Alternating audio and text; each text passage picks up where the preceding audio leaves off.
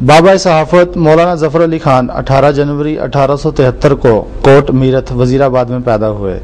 इब्तदाई तलीम वज़ीराबाद में हासिल करने के बाद आपने मज़ीद तलीम पटियाला और अलीगढ़ में हासिल की। 1 जनवरी 1910 को मौलाना ज़फ़र अली खान ने अपने अखबार ज़मींदार का इदारिया पहली मरतबा लिखा।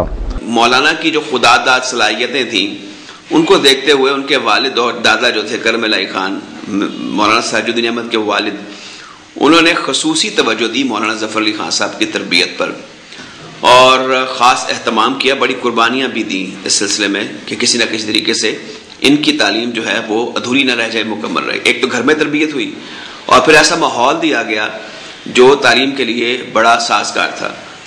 एक मुशायरे में जिसमें मैं भी मौजूद था, हाजी लकलक साहब भी मौजूद थे, हकीम नैयर वास्ती साहब भी तशरीफ़ रखते थे।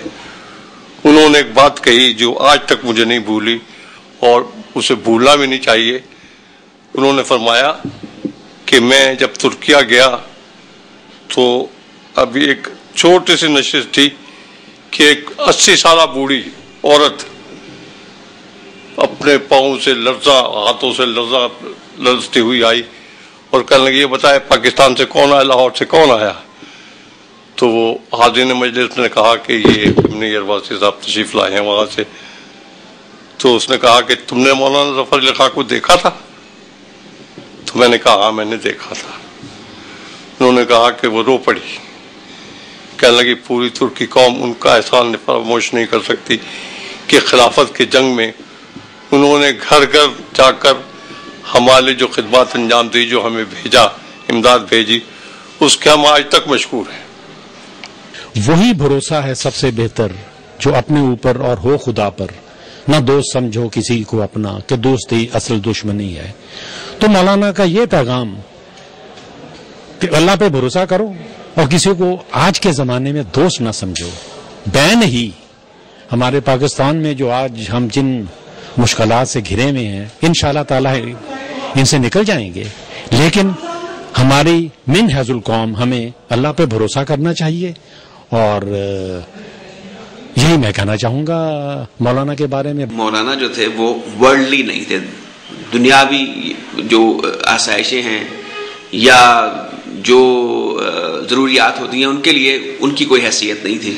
उन्होंने अपनी शख्सियत को और अपनी ज़ात को वक्फ कर रखा था कौम के लिए, मुल्क के लिए, अदब के लिए, सहाफ़त के लिए, शायरी के लिए, और वो तमाम तर वक्त जो है वो इन्हीं कामों में और इन्हीं जो उनका मिशन था उस पर सर्फ करते थे। यहाँ तक कि उनके पास अपने ख़ानदान के लिए भी वक्त नहीं होता था और वो ज़्यादातर दौरों पर रहते थे या काम में मसरूफ़ रहते थे। ज़िम्मेदार अखबार की मकबूलियत का ये आलम था कि लोग अखबार नहीं जानते थे, अखबार का नाम भी नहीं जानते थे, बस कहते ज़िम्मेदार थे तुम। और हमेशा ज़िम्मेदार की पजीराई होती रही। 3 मरतबा प्रेस जब्त हुआ। एक प्रेस का तो मुझे याद है कि क़याम पाकिस्तान के बाद तक सेंट्रल जेल में चलता रहा और अभी तक अब भी शायद हो तो वहाँ ही होगा। अब जैसा कि आप जानते हैं कि नात ऐसी सिन्फ है जिस पर तमाम बड़े शोराए कराम ने बड़ी शानदार तबाज़माई की है और इस सिन्फ में मौलाना ज़फ़र अली खान किसी से पीछे नहीं रहे। और जो उनकी नातों की का खासा है वो ये है कि एक तो अल्फाज का चुनाव है, जिसे हम अंग्रेजी में कहते हैं कोई एग्जेजुरेशन नहीं है, बड़ी एहतियात की गई है कि हकीकत पसंदाना और शानदार अल्फाज का इंतखाब किया जाए और मर्तबे का हर वक्त हर लम्हा एहसास रखा जाए। अपने जो आपके मौसन हैं, अगर उनके दिन खसूसी तौर पे हुकूमत की तरफ से न मनाए जाएं, जैसे कि हजरत कायदे आज़म का मनाया जाता है दिन, जरूर मनाया जाना चाहिए।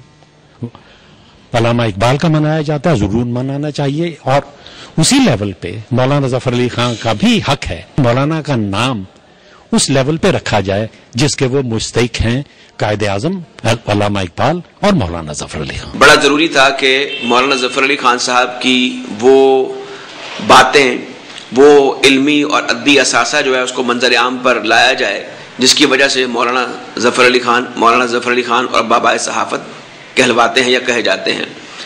इस सिलसिले में हुकूमत पंजाब ने मौलाना ज़फ़र अली खान ट्रस्ट कायम कर दिया है और इसके बुनियादी अगराज़ व मक़ासद में ये था कि वो कुतुब, वो तख्लीकी काम جو ادھورا تھا اور اب کی جوان نسل تک نہیں پہنچ سکا تھا یا نہیں پہنچ رہا تھا، اس کو دوبارہ اس کام کو مکمل کیا جائے۔ بابا صحافت مولانا ظفر علی خان نے زندگی کے 14 سال جیل میں گزارے۔ وہ 2 مرتبہ ہندوستان کی مرکزی اسمبلی کے رکن منتخب ہوئے۔ ان کا انتقال 27 نومبر 1956 کو کرم آباد میں ہوا۔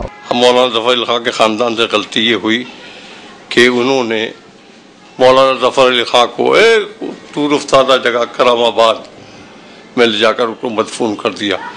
اگر کہیں انہیں یہاں لاہور میں دفن کیا ہوا ہوتا تو سارے عالم کو پتا ہوتا کہ یہ بھی کوئی جید عالم ہے، جید لیڈر ہے جو یہاں پر مدفون ہے، اور لوگ آتے، فاتح خوانی کرتے، برسی منائی جاتی، ان کو یاد رکھا جاتا۔